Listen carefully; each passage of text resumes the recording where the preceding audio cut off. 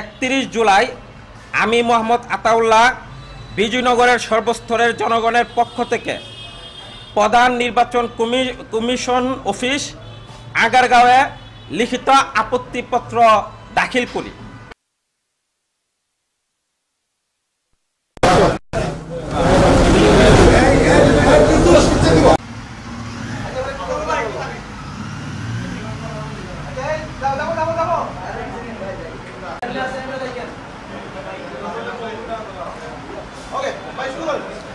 আমাদের ওই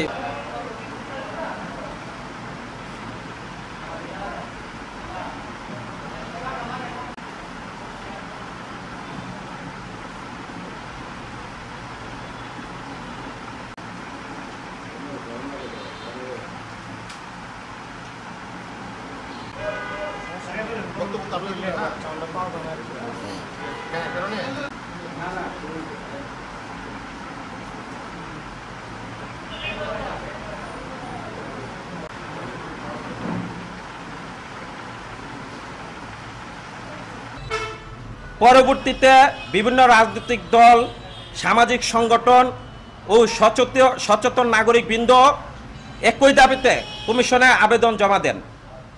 অখণ্ড বিজয়নগর রক্ষার দাবিতে আমাদের এলাকাবাসী বিক্ষোভ মিছিল, সমাবেশ ও ঢাকা সিলেট মহাসড়ক অবরোধ কর্মসূচি পর্যন্ত পালন করেন।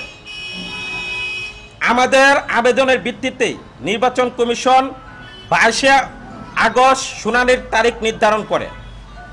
যেহেতু আমাদের আবেদন সর্বপ্রথম জমা হয়েছিল, তাই শুনানিতে আমাদের সিরিয়াল রাখা হয়েছে 1 নম্বরে। কিন্তু শুনানিতে অংশগ্রহণের আগে আমাকে নানা ধরনের হুমকি, ভয় এবং বাধার সম্মুখীন হতে হয়েছে। 24 আগস্ট কমিশন ভবনে পৌঁছালে প্রধান ফটকে রমিন ফারহানার অনুসারীরা আমাদের প্রবেশে বাধা দেওয়ার চেষ্টা করে। তবু আমরা নির্বাচন ভবনে প্রবেশ করি। দুপুর 2টায় প্রধান নির্বাচন কমিশনের বক্তব্যের মাধ্যমে শুনানির আনুষ্ঠানিক কার্যক্রম শুরু হলে সেখানে শুনানিতে অংশগ্রহণকারী রমিন ফারহানা সহ অনেকেই তাদের পক্ষে যুক্তিতর্ক উপস্থাপন করে। এক পর্যায়ে যখন আমার সিরিয়াল আসে, আমার বক্তব্যের সময় আসে, সে সময় আমি আমার বক্তব্য প্রদান করার জন্য আমি ডায়াসে দাঁড়াই। ঠিক সেই মুহূর্তে আমি যখন বক্তব্য শুরু করব, রমিন ফারহানা হঠাৎ তার আসন থেকে আমার ডায়াসের দিকে তেড়ে আসে এবং তার অনুসারীদের আক্রমণের জন্য হাত দিয়ে ইঙ্গিত দেয়, যা মিডিয়াতে স্পষ্ট এসেছে। পরবর্তীতে রমিন ফারহানা আমাকে সেখানে তার লোকজন নিয়ে আমাকে ধাক্কা দেয় এবং তার সাথে যে লোকজন ছিল তারা কিল, ঘুষি ও লাথি মারে।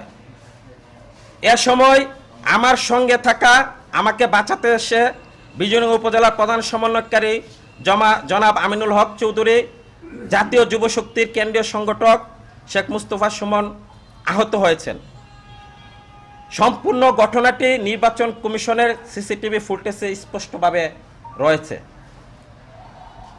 এ অবস্থাতেও আমি পুনরায় ডায়াসের দিকে এগিয়ে এসে আমি আমার বক্তব্য দেওয়ার চেষ্টা করি, কিন্তু দুঃখজনকভাবে এই কর্তৃত্ব অংশের ভিডিও সামাজিক মাধ্যমে বিকৃতভাবে প্রচার করা হচ্ছে, যেখানে আমাকে আক্রমণকারী হিসাবে উপস্থাপন করা হয়েছে। এটি সম্পূর্ণ মিথ্যা, বানোয়াট, ভিত্তিহীন এবং উদ্দেশ্য প্রণোদিত। পরিষ্কার পরিচ্ছন্ন একটি দল এনসিপি। আমরা কারো টাকা দিয়েছে, কারো এই করেছে, সেই করেছে, আমি নাম বলতে চাই না, সম্পূর্ণ মিথ্যা এবং বানোয়াট এবং লজ্জিত। তার মতন একটি নেত্রী, তার ভাষা, তার কথাবার্তা, আমার নেতার উপর আক্রমণ, আমি লজ্জিত এবং আমি স্তম্ভিত। আমরা আশা করি না ব্রাহ্মণবাড়িয়াবাসী, বিজয়নগরবাসী আমরা সবাই লজ্জিত। সাংবাদিক ভাইরা, আমরা এনসিপির, আমরা জাতীয় নাগরিক পার্টির এবং জেলা নাগরিক পার্টির আমি একজন প্রধান সমন্বয়কারী। আমরা রাজনীতি করি।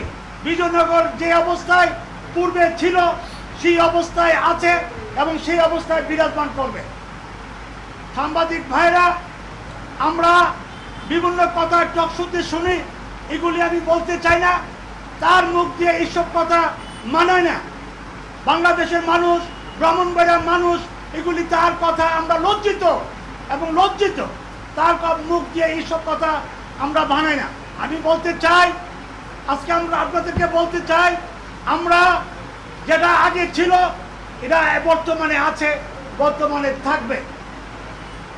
এবং আমার নেতাকে অনেক ছোট করেছে, সে চিনে না, জানে না, সাদা পাঞ্জাবি। তার মুখ দিয়ে এই ভাষা আমি আশা করি নাই।